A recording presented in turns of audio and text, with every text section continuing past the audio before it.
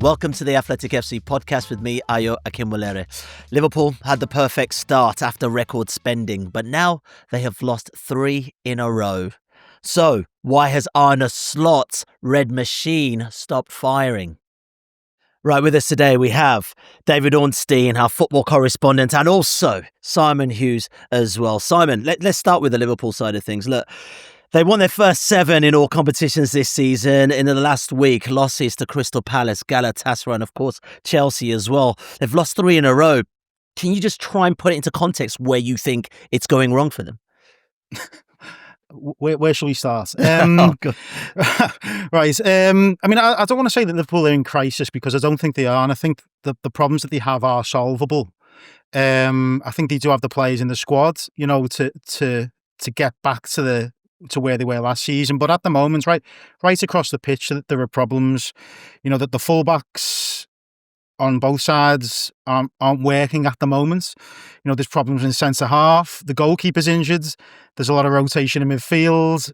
The wide players in attack aren't playing to the levels that they can. The number 10 that's been brought in hasn't quite settled. And then there's been changes in the number 9 position, chopping and changing. So, you know, that doesn't make for a team that's going to go and win every single game at the moment. And it's going to make for the sort of inconsistencies between matches and sometimes inside the same match. David, it's fair to say there are a fair few new additions to this team, and people always talk about the big money they spent, 450 million pounds. But it's also worth caveating that with the fact that perhaps that masks the fact that this team still needs to find its fluency. Yeah, there's many factors to it, and it's not quite as simple as they spent loads of money, they've got loads of good players, they won the league last season, they should be better this time round. I think it was Arsene Wenger who always used to say, I don't know if this was his exact wording, but he tried not to make more than 5 changes in and out every summer in total, and that was quite some time ago. But his point being that too many alterations inbound and out of the club cause an instability that's maybe not ideal for squad building and competitiveness. And Liverpool, we saw far more than that in total, and it's created a situation perhaps where despite people saying how can you ask for time when they've broken the transfer record twice, etc., but they do need time to bed in. There were fundamental changes. Trent Alexander-Arnold leaving, for example, and the struggles to find consistency at right back, bringing in Florian Wirtz and placing him in that 10 position, which seems to have had such a sort of profound effect on the team and its structure and its style, with us giving no sort of leniency for him to adapt, having come from the Bundesliga, which doesn't have an amazing record of players hitting the ground running, let alone at a club with the expectations of Liverpool. You've got Mo Salah, who hasn't hit the same heights so far that we're used to with him. You've got, for example, Isak, who many of us knew that that would take some weeks, maybe even months for Isak to get up to the level we've come to know from him. And then, you know, when Wirtz takes that number 10 role, Szoboszlai gets used as an auxiliary right back. There's all different sort of parts to that sort of equation. And I think expectations shifted massively after Liverpool barely did any recruitment in the first summer of Arne Slot. Ended up really just being Chiesa and Mamardashvili to come in a year later after the Zubimendi pursuit didn't come to fruition. And so they won the league without really recruiting. And then now they've recruited heavily and it's a year into Slot. The expectation is they're going to take the world by storm. They're going to win the Premier League again, then pick up the European Cup. It's not quite as straightforward as that. And then when you look at the sort of performances and results so far, Ayo, you started this pod by saying it was the perfect start, but I don't think it was. The Community Shield, they lost to Crystal Palace. Then as the season began, a very difficult game against Bournemouth that they could have lost. And then there were narrow margin victories, a set piece, beat Arsenal, a goal at the death, beat Burnley. I remember being at the Atletico Champions League game where they fought back. Liverpool were losing leads. There was Jamie Carragher's comments right at the very beginning of the season talking about how high up the team were playing, even the fullbacks, and how sort of risky that is. And Arne responded that he wants to see his team playing like that. And the defensive stats have shown that it's not quite as controlled and secure as it was last season by any means.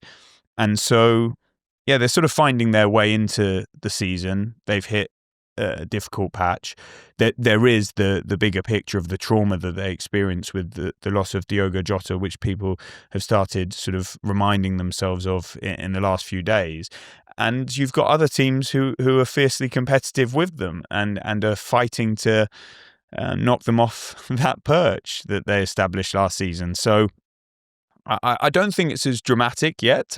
Simon's right. Like, you know, they're 2 points off the top of the Premier League. There's an international break now. They may reset and come back strongly against Manchester United. They've got some pretty crucial fixtures on the horizon, the likes of Real Madrid and Manchester City not too far away. But it does give you pause for thought. There is some concern there, and Liverpool need to get it right if they're going to fulfil their ambitions this season. There's an interesting stat here that says when Liverpool have scored first, they've won all 7 of their matches. In the last 3, they've conceded first and lost all 3. Actually conceded some in the last dying minutes of the match as well. Think about Crystal Palace. I mean, is it a confidence thing? Do you think this team is somewhat lacking in confidence, perhaps? I don't know if it's confidence, and you know what you illustrate there is a lack of control because they've scored late and they've conceded late. There's no sort of consistency to that trend, and you know, I don't think these things are as simple as a lack of confidence. You know, they're bouncing with confidence after those early results, irrespective of how they came about. But it always felt that things weren't quite right. And that's why I mentioned the Carragher thing. He seemed to pick up on it from that very first night of the season against Bournemouth. And it was almost like they were papering over some cracks, which is maybe the sign of champions. But then at some point, and maybe it's going to come for all teams, you know, in this title race, an Arsenal, a Manchester City, and anybody else, and perhaps it's afflicted Liverpool a little bit earlier. But there's, you know, there are contributing factors to whether it's a lack of confidence or just momentum or control or balance, and then there's other, you know, factors that are plain for all to see. So the right hand side with Mo Salah, and let's not make out that he suddenly is not doing a defensive shift, although he did on occasions in the past. Specific examples, I think it was Man City away, but at Chelsea particularly, that they took advantage. Cucurella said it after the match that they didn't think he would trap back, and they had Conor Bradley to sort of target, and they were often 2-on-1 against him. And but then, you know, there are things that go against that, because Mo Salah had opportunities at Stamford Bridge. You know, one particular that he put over the bar that you're used to seeing him cut in onto his left foot and put it in the back of the net, and this would all have a very different complexion. So I think there are some players whose form has suffered. I think there are some players who are going to take time. I think the bonds and the sort of cohesion is not quite there yet. There's other issues. There's Alisson's injury. You know, we know how important he is for the team, and then he suffers this hamstring injury, which we reported could keep him out for you know, something around 6 weeks. Maybe we won't see him until after the November international break. Suddenly you have Georgi Mamardashvili in goal, who's a new face in that dynamic. You know, rarely see two such fundamental changes at any club, let alone the big clubs, at fullback, and Liverpool sort of experimenting with different players in that right back slot, and Kirkes on the left is going to need some integration, and Andy Robertson, you know, you could say was at fault for the Chelsea winner, and he seems to be suffering from an injury now. You know, Joe Gomez wasn't used from the bench again, which is a bit of a concern. Liverpool declined to let him go. He was very close to leaving the club for sort of AC Milan. I think Brighton were almost also there. They suffered the injury to Leone. We've got the contract situation hanging over Ibrahima Konate. He's into his final 12 months, and that's maybe a distraction of sorts. I'm not saying that, that stops him from playing well. So I think what I'm trying to explain here is that everywhere you look, there are little issues that maybe weren't there before. And meanwhile, you've got a team in, say, Arsenal at the moment. It could shift to Manchester City and others, but who are not really giving much at all. They're very settled. Their depth this season, their quality's high. Manchester City, Erling Haaland has hit his straps and is firing on all cylinders. So there's little margin for error. And so I don't think it's as simplistic as confidence. I'm sure as a result of all the factors, your confidence maybe takes a bit of a knock. And Liverpool have disappointed in the last couple of weeks, but that's not to say they can't get it back. I just want to dig into some of the stats from that match, Simon. Look at this one. Failed to get a shot on target, failed all 3 dribbles he attempted, only had 3 touches in the Chelsea penalty area. There's been a lot of chat around Florian Wirtz, but should we start talking about Salah? Yeah, I mean, he hasn't been anywhere near the level that he was last season. And, over the last couple of days, there's been conversation about his role defensively with Liverpool, which I've got to say I find a little bit strange because he's 33 years old. He's played that position supremely well since he joined the club in 2017. I remember actually his first season at the club when he was scoring all these goals. Jurgen Klopp was quite reluctant to sort of heap that much praise on him because he wanted more out of him defensively. But I think both Klopp and Slot realised that you get more out of him by asking him to do less defensively, and the pace that he has, the higher up the pitch that he was, previously under Klopp and under Slot to some extent, the more dangerous he is as a player. That's not to say that he's not a hard worker. It's just the benefit of having him closer to the opposition goal far outweighs having him further back the pitch. Bear in mind, of course, Liverpool, the majority of their games, they have most of the ball. Chelsea's still a team that should be competing with them. And, on any day, Chelsea can give Liverpool a right old game, which is what they did on Saturday. So in those big games, maybe in these situations, it shows a bit more, but more often than not, having Salah as the outlet, as the furthest player forward in a lot of situations has worked well for Liverpool. The problem is, of course, that relies on Salah delivering, and he hasn't really. I think he's looked ponderous in possession, not incisive. I think about how he started last season. From the very first opening minutes of the game against Ipswich, he was outstanding. He just looks right on it. He looks tired, a little bit tired, actually, I think. And I think, I'm sure we'll get into Diogo Jota a bit later, but we saw his reaction after the Bournemouth game. He's clearly been affected by this event. I think Salah, over a long period of time, one of his strengths has been this sense of invincibility, this idea that he is the greatest. And I think when something like what has happened at Liverpool over the summer, it's bound to question your sense of mortality even. And he seems to be, sort of questioning himself on the pitch almost about what he's doing. He's just not quite at the same level at this moment in time. And I guess when you get to his age, given, all the conversation around Liverpool giving him the contract, it's inevitably going to lead to, well, has he lost a little bit? But he does seem to be lacking a little bit of confidence. And when I say focus, I don't mean that he's distracted. He's just not quite as sharp as he has been. When Liverpool got the ball against Chelsea, and when he was fed into space on quite a few occasions, moments of great opportunity for Liverpool, but the move would just end quickly. Then, of course, you've also got a lot changing around him as well. The players behind him have changed. He had a really great relationship with Trent Alexander-Arnold over a long period of time. A player who bring him into the game a lot. So he's no longer there. He's had 3 different right backs behind him this season. He's got Florian Wirtz inside of him. He's got changes between Gravenberch, McAllister, Curtis Jones to sort of the obviously infield, and then the centre forwards changed a lot as well. So he's, I suspect, been affected by this level of change, probably arguably more than any other Liverpool player. Yeah, and David, on that stat around touches in the Chelsea box, it's super interesting because that was the fourth time in 9 Premier League and Champions League games this season he'd had 3 or fewer touches in the opposition's penalty area. That only happened 3 times in 47 games last season. I don't want to just say, are we beginning to see the decline of Salah because of his age, but there must be other permutations at play here.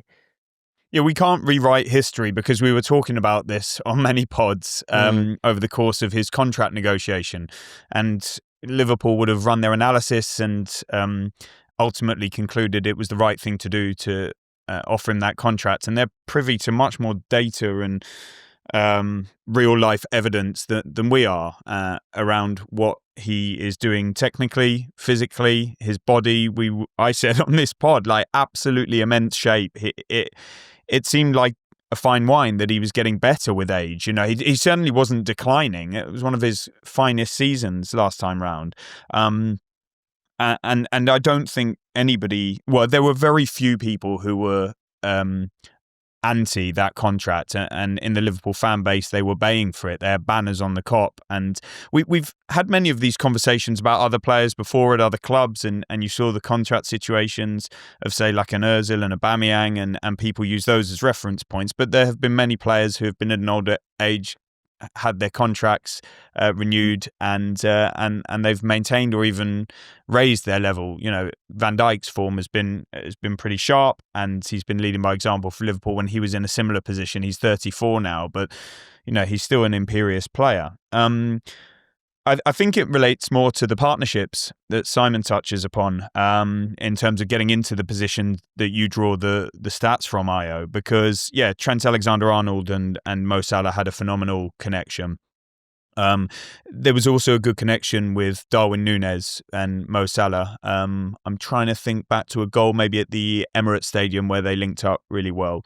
And these are personal relationships as well as sort of professional and on field.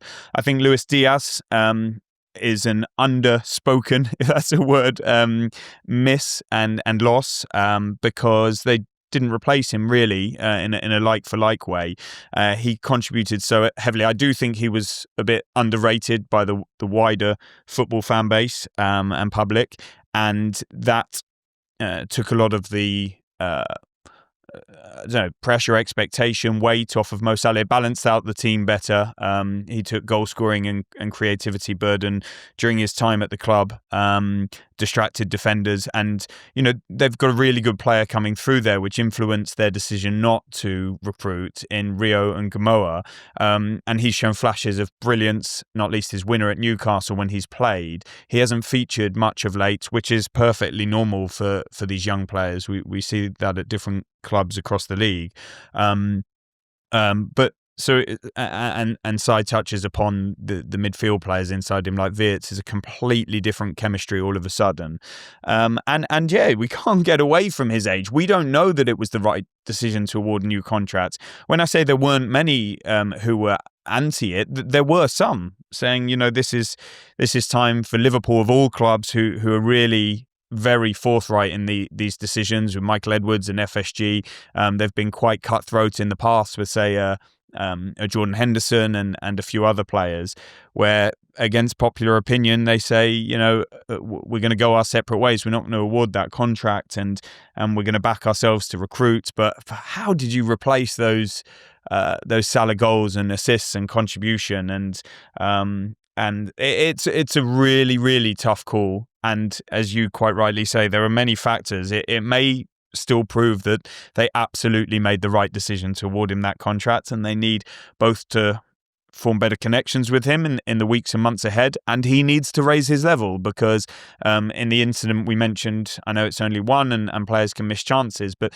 there's something about the shot he put over the bar at Chelsea that just felt, and the when you saw his face and when you've seen his face right back to that opening match when Simon talks about the emotion in front of the Kop in relation to the Diogo Jota tragedy, it's been a tough time for him, and it is a tough moment, and it will be really interesting to see how he and the collective respond to that. Yeah, we've been talking about it now a little bit, the Jota situation, Simon, and Dave's just mentioned it again. And, Van Dijk spoke after the game on Saturday and he said it was always going to be a difficult season. It's not only because of what's happened on the pitch, but also because of what has happened off it. You can't underestimate just what kind of impact, not just to players like Salah and Van Dijk, but just the entirety of Liverpool Football Club. That happening before the season kicks off will have an effect on operations and also football playing as well. Well, I remember the interview that Arne gave to, I think it was to Sky ahead of the first game, when he was asked about, the summer, and he did say, it's almost a miracle that within 5 weeks of the tragedy happening, he's got a team together out on the pitch, starting the Premier League. That's after, a pre-season tour in the Far East. And football moves on quickly, doesn't it? It does. The season starts. There's the relay of games. I know Liverpool fans sing about Diogo Jota on the 20th minute of every game, but that will still be there, lingering in the backs of the players' minds. Again, you don't want to make it. There's a lot of sort of context here, and sometimes it might sound like excuses for the players, but there has been an awful lot going on at Liverpool.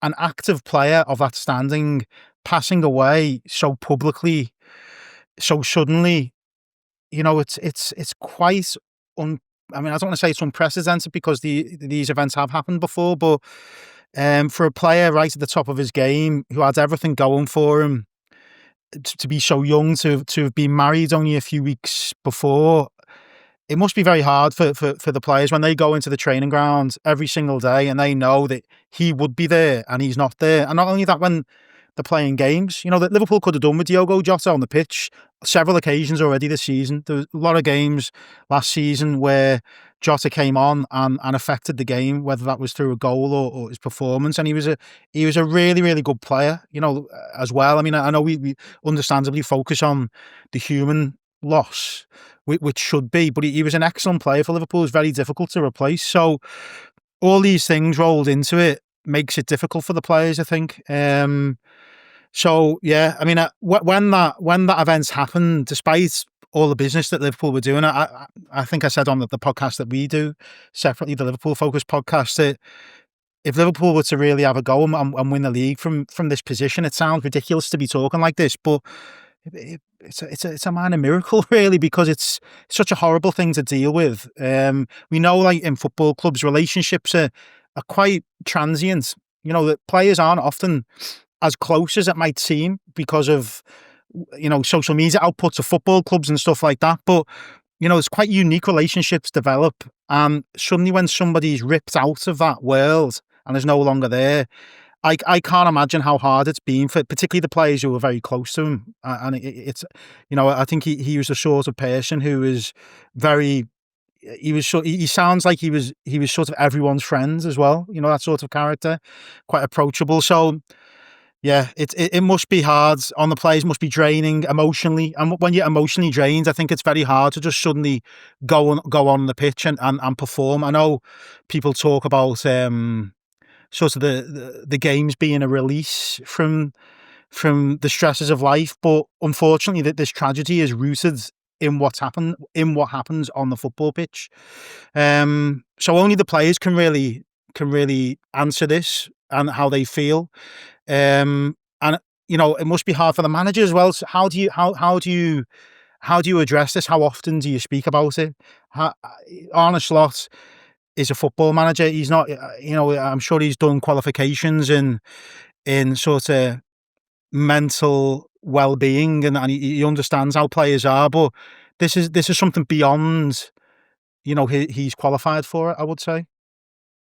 Well, Saturday's loss made it 3 in a row, as I mentioned at the top of the podcast, for the first time in Arne Slot's managerial career. David, I don't know if you could cast your mind back to last season. Remember when in a week Liverpool basically went out of the Champions League to PSG and also the Carabao Cup final to Newcastle? Is this worse, or is that one worse? And also, I mean, how big a test is this for Arne Slot to turn his team around? It's hard to compare, and this isn't a critical part of the season in terms of that jeopardy, in terms of decisive events of falling out of competitions. Liverpool, let's just be clear, we've talked, and the analysis of what's gone on is fair, but it wasn't so long ago that their recruitment was being lauded, and they were being described by many as having won the transfer window. And if you look individually at what they've brought in, and you can scrutinise some of the decisions, but players that many clubs would like to have, in some cases excellent value for money, in others they've paid a premium, and they'll be desperate that those players fulfill their potential and it comes to fruition.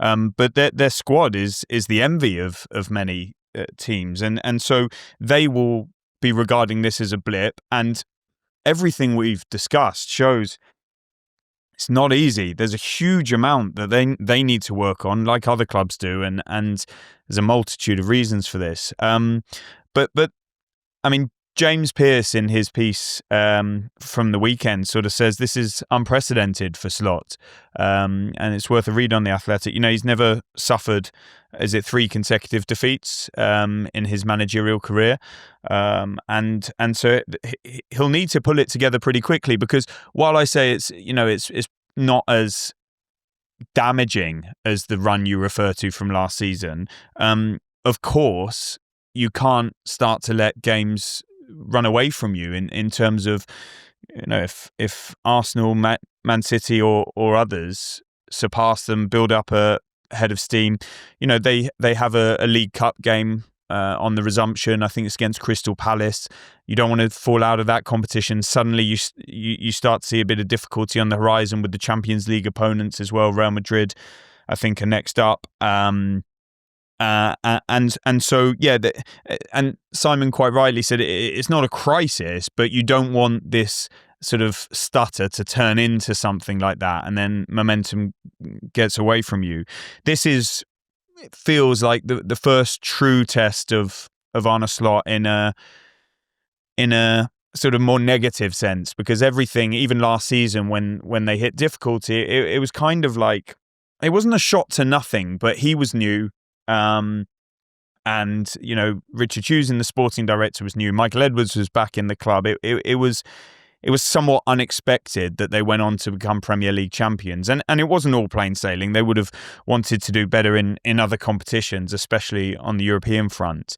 But that didn't carry the sort of level of expectation that this does, and so it was a bit of a turn up for the books what happened, and now Liverpool fans in particular are looking at them to really be in a delivery phase, and then a lot of what we've described is a bit of a transition, but I don't want that to be taken to mean you can spend whatever it was 400 plus million and be described as a team in transition, but it is more nuanced than that. It needs to click, and it needs to click pretty fast so that they don't let things get out of control and unravel. And I don't expect them to do anything in the January transfer window, but it is there as an option if they need. They're not planning, for example, to recruit at centre back, but if any more injuries were to happen, I don't know, then there's something you can think about there. But I think what we're seeing now, for all intents and purposes, is the bulk of, almost the entirety of the squad that's going to take them through the season. And so individually and collectively, and with Slot and his staff very much in the heart of that, it's important to deliver. And if they don't get back on song against Man United in their next match, then immediately the sort of the scrutiny will start to grow. Yeah, I mean, Man United at Anfield, Simon, interesting one. But also Andy Jones in the briefing basically stated after their 3 defeats to Liverpool, how the tables have turned. After being the kings of late goals, Liverpool have become the recipient of last minute losses. I mean, there needs to be a reset. The international break feels like a natural reset, but surely they have to come out of that international break all guns blazing. Well, the strength of Arne Slot's teams last year was the control that he had on matches. You know, quite a lot of times they'd go to 2-0 and see it out. That hasn't happened at all this season. They've gone to 2-0 and on a couple of occasions, well, on a few occasions, let that lead slip and had to work very hard to then go and win the game.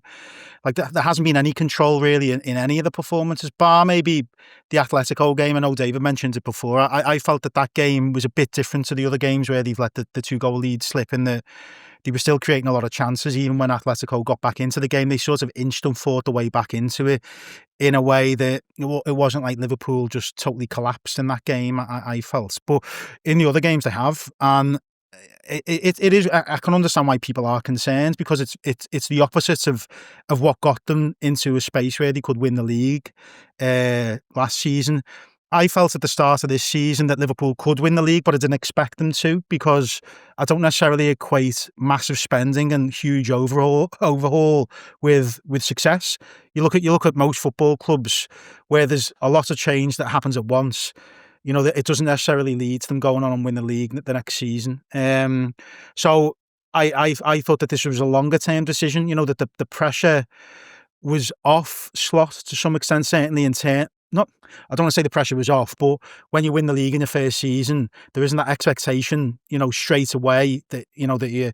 I don't think anybody in the right mind seriously thinks that Liverpool should go on and win the league season after season after season. I know Manchester City have done that and have sort of reshaped what success looks like to some extent. Do you not think the fans want that though? I mean, of course they want it. Come on, retaining the Premier League, continuous Premier League champions, rewriting the narrative of the club moving forward. Yeah, of course they want that, but I think people who have followed Liverpool for long enough, certainly match-going fans, accept that it's not easy retaining the league title. I mean, Liverpool haven't done. I think they've only done it 5 times in the club's entire history. The last time I think was 1984. So it's not an easy thing to do. But when you spend a lot of money, particularly breaking transfer records, you think it's going to put you in a position that is going to make that more possible. But I think, you know, if Liverpool had maybe just signed Isak and Vert and being able to keep everything else as it was, then the chances of Liverpool win the league this season probably increases. I think with everything else that's changed, with all the sort of how upsetting the summer was for a lot of people, I think that makes it harder. I still think, you know, the United game, it could, well, I think it will be a key game this season because it'll either give them the bounce going into it, you know, a set of fixtures which, yeah, there are some tough games in there, but there are quite a few, you know, games that Liverpool will be expected to win as well. And, you know, Liverpool played Man United last season when everybody was expecting them to win. United gave them a really tough game at Anfield and you know, I actually think United should have won that game. I couldn't believe it when United players were almost celebrating the draw afterwards. I thought, you know, that really reflected how far United have fallen. Obviously, United now go into this game after a win against Sunderland with the backs up a little bit more. So, I mean, not that you pin everything on one game, but I do think if they were to drop points in that game, certainly if they were to lose it, it would. It's certainly not going to help them, is it? With the confidence levels. I think, as David said, he was touching on James's piece from the weekend about you know, the pressure really being on Slot. I do actually think that, you know, there is a lot on him here. I think he is the one who has to solve the problems that Liverpool have. I think he has made mistakes in the last couple of games. I think the Chelsea game. You know, he's putting a bit too much faith in this idea that players are multifunctional and can just drop into positions here, there and everywhere. I tend to think, just my view, that you can maybe afford to do that with one player, maximum maybe 2 players, but not in the games where, you know, it's Chelsea away and you draw them on all and you're trying to go and win the game. You know, they ended up with the 2 of the best midfielders last season playing in the defence, and I don't think that's a recipe really for an organised team, if you like. That's what's troubled me in this season so far. Liverpool just haven't looked very organised, and they've been too easy to play through at times. The data suggests, that the teams haven't had chances, but teams have got themselves into positions where they haven't manifested into chances far too often, I think. And Liverpool putting a lot of pressure on themselves. So he needs to find a way to get back to the way Liverpool were last season. And a lot of that was based around the consistency of the team selection week in, week out. And the team selection is chopping and changing every single game at the moment. Maybe there's some thought, there's some thought process. Maybe it's deliberate from Slot, because I know he felt that the last season they benefited early on in the season by the consistent team selections, and it cost them in the back end of the season, even though they won the league. He felt little marginal differences against Paris Saint-Germain, could have made a difference with slightly fresher players coming up against top opposition at that stage of the season. So maybe he's trying to counter against that, but sometimes, the games get in the way of, these grander plans. And at the moment, Liverpool just need to get back into a rhythm which is identifiable. Okay, David, before we go, a couple of questions have come in for you over on YouTube. I'm going to throw the first one to you. And this one states, seeing Chelsea's injury crisis at the back, is there any chance they might target a centre-back in January? And if so, who are some of the names that might be on the list, like Chelsea need more players? Recruitment and Chelsea, it just never stops. But I'm going to bring a stop to it because, listen, they've recruited heavily and developed from within in that position. So, I mean, the reason the question comes is on the basis of the so-called injury crisis. But from what we're hearing initially, Badiashile and Achiapom are not severe injuries. And there's an international break now. There's another one coming up in November. I don't know the durations, but I don't think they're bad ones. So that's a positive for Chelsea fans. You've got Chalobah returning from suspension. You have Fofana not far off being back from concussion, was it? So this season, I've got every expectation that they're well covered. Hato came on and played really well. And I would not expect them, as things stand, to dip into the market for a centre-back. No. So then, therefore, I can't give you names. We know and reported on many of the names that they looked at ahead of signing Hato last summer. And of course, one of the players that came in was Sarr, who then has gone to Strasbourg, and then who would be coming into Chelsea presumably next summer. And therefore, I don't think that's an area of focus for them heading towards January. Okay, this one's quite an interesting one. Which transfers are working well for their clubs?